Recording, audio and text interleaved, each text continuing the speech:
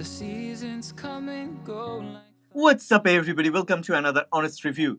Today, we have got the Vivo X Fold 5, a foldable that skips the Pro moniker and slashes the price instead. It costs way less than the Honor Magic V5 and less than half of the Galaxy Z Fold 7. On paper, it sounds like the smartest foldable deal of the year. But the real story isn't that simple. I have used it, Thea has used it, even Eva took it for a spin, and the result? Well, not what we expected. Okay, it doesn't mean that you shouldn't buy this. If you like it, you can buy it, but there are some issues, and we are gonna go through all the aspects of this phone. Oh, yeah, there is an international smartphone giveaway going on. What you have to do to join the giveaway is make a comment on this video. Please don't spam. Share your thoughts and ideas about this Vivo X Fold 5 in the comments section. The Hinge feels like a downgrade even from the last generation. Vivo X Fold 3 Pro had a smoother, more controlled fold. This one, it folds, it unfolds, but never quite with grace. Forget about using it at wide angles. Anything beyond 115 degrees, it snaps flat. Less than 75 degrees, and it gives up. It only sits comfortably somewhere between 85 and 95 degrees. Okay, yeah, let's talk about the crease. Yeah, the crease.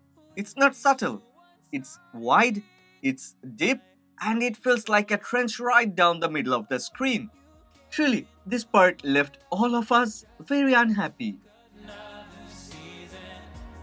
Vivo didn't go overboard with detailing, and that's a good thing.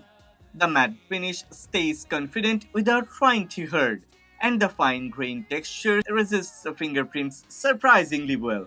But this green edition, it makes a statement. In bright light, it shifts tone.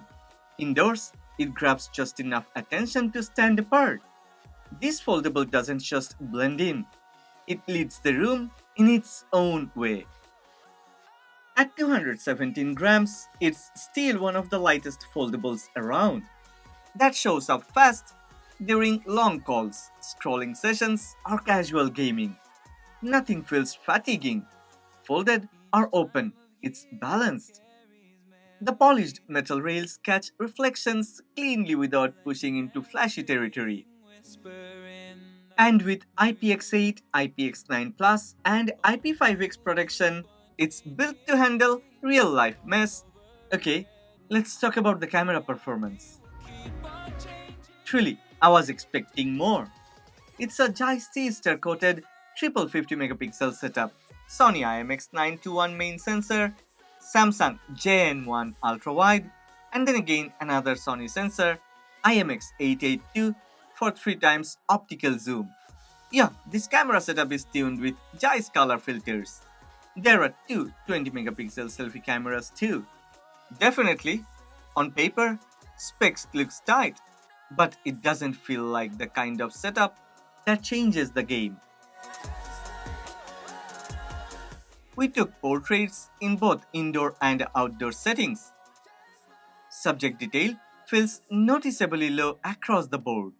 Edge detection works well, keeping the subject cleanly separated from the background. Color sometimes pushes too far. Certain frames look more saturated than expected. Skin tone is okay, though not quite spot on. There's a bit of beauty processing going on. Light skin smoothing, slight fairness tweaks. And while a few shots land well, others fall short. It's not unusable, they're good, just inconsistent. When everything lines up, the results are fine. But overall, the portrait performance doesn't really deliver anything beyond what we have already seen before on some other mid-range phones. Selfie portraits on the Vivo X Fold 5 lean heavily on processing. Subject detail takes a backseat with strong smoothing and fairness enhancements kicking in by default. Edge detection is weaker than the rear portrait mode, and background blur tends to overreach. Colors can look a bit too vibrant, especially under indoor lighting. Skin tone sits somewhere in the middle. Not bad, not great. Some shots are okay, some are good, but overall, it doesn't quite hold up under closer look. This is where the gap starts to widen. Low light shots from the X Fold 5 look more mid range than flagship. Details are okay, but never impressive. Exposure is off more often than not, and shadows feel clipped. Some shots even pick up noticeable noise, especially in complex lighting. Color accuracy struggles too.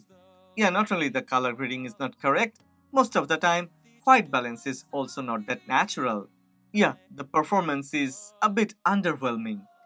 There's no standout sharpness, no real texture to hold on to. For a phone with J-Sticker coating and this kind of sensor lineup, the performance here doesn't go beyond acceptable.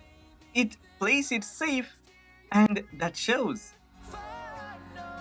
Zoom performance in low light is above average, but not without issues. Some shots turn out crisp with good structure, especially at 3 times zoom. Others show noise, weak contrast, or slightly washed out colors. Exposure is mostly balanced, but darker areas often lack definition. There is visible inconsistency. Some frames land well, others feel underprocessed or flat. It's better than most foldables in this price range, but still falls short of a true flagship experience. The cover display is what most people see first, and this one holds its own. At 6.53 inches with LTPO AMOLED, 120Hz refresh, and a peak brightness of 5500 nits, it stays readable even on bright days. Colors stay consistent, bezels are minimal, and touch response is fluid even with wet fingers. For day-to-day use or even gaming, this outer panel works exactly how it should.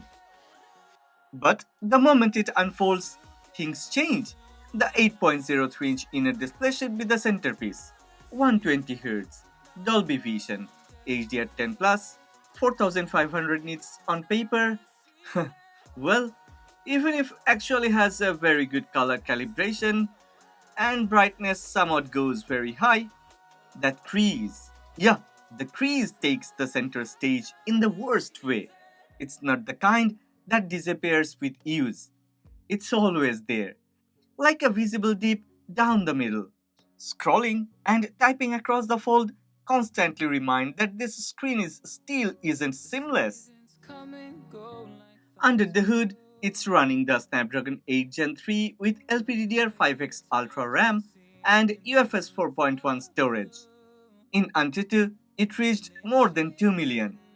On 3D Merc's solar-based stress test, the stability came in at 73.8%. That's a good number considering that this is a foldable. Okay, what about the thermals? Yeah, it's not that great. After 20 minutes of continuous stress, the center back got noticeably warm, the hinge area got even warmer. Gaming was shared between me, Thea, and Eva. We ran Genshin Impact, Real Racing 3, NFS No Limits, and Call of Duty. High graphics settings were smooth at first. No crashes, no weird hiccups. But frame drops started showing up in longer sessions. Yeah, it's not built for marathon runs, it's not built for heavy gaming. But for casual gaming and bursts, it holds steady enough. Games run on both the outer and inner displays, but the bigger panel makes a real difference.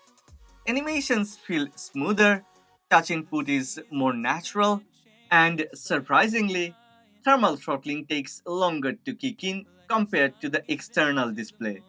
Yeah, it's not perfect for gaming. If you are a heavy gamer, then I think you should go for Red Magic 10s Pro. slowly. Stereo speakers are here, but that's about it. The sound is thin, with not much punch or depth. Vocals are clear enough, but the bass is nearly absent. For a foldable this size, the output feels small. Anyway, it gets the job done. Barely. She's a itty bitty spider with a itty bitty letter and a string hanging round her waist. When she gets a bite, you better run, you better hide, better pray that you're not worth the chase. Yeah, she might be pretty. Okay, let's talk about battery performance. 6000 mAh sounds massive, and it is. Screen on time crossed 7 hours with mixed use, including gaming, video playback, and heavy browsing. Charging isn't blazing, but it's solid. 80-watt wired takes around 1 hour and 9 minutes. Wireless tops out at 40 watt, and there's reverse wireless too. For a foldable this thin, battery life doesn't just hold up. It quietly outpaces most rivals in the same class. Multitasking on the Vivo X Fold 5 makes it clear this is what phones were always meant to become. Workbench mode runs up to 5 applications at once. In our case, YouTube, Play Store, YouTube Music, Play Games, and Firefox, all live, all usable, all on one screen. Split screen resizing stays fluid, floating windows move freely. Everything works together. Real multitasking that feels fast, practical, and far beyond standard phones. Anyway, let's talk about the biometrics. This phone supports 2D face unlocking and it works fine. It's not very impressive, but it's consistent. The side mounted fingerprint sensor is also very fast and accurate.